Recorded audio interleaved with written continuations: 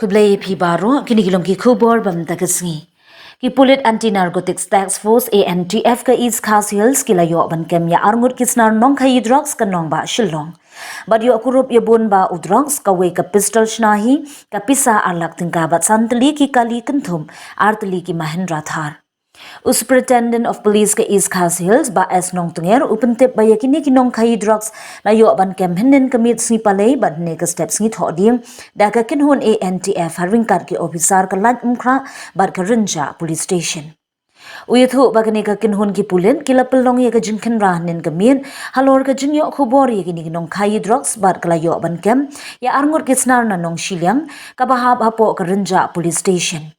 Kini ki arngut ki kerteng Eldikin Star Sotun bat uti James Saymin Thang.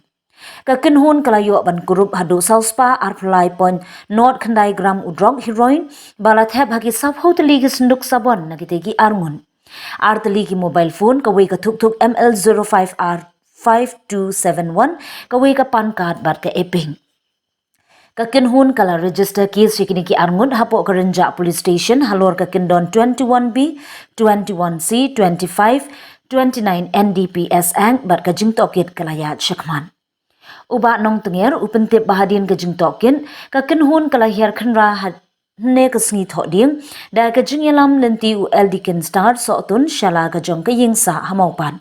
Badyo ban Kurup ya Kawei ka pistol shnahi nyotli ki guli 0.22 Nriutli ki guli laipupra wei uguli baladep sian Tylli ki guli khat arbor Kawei ka airgun bat Kawei ka mobile phone.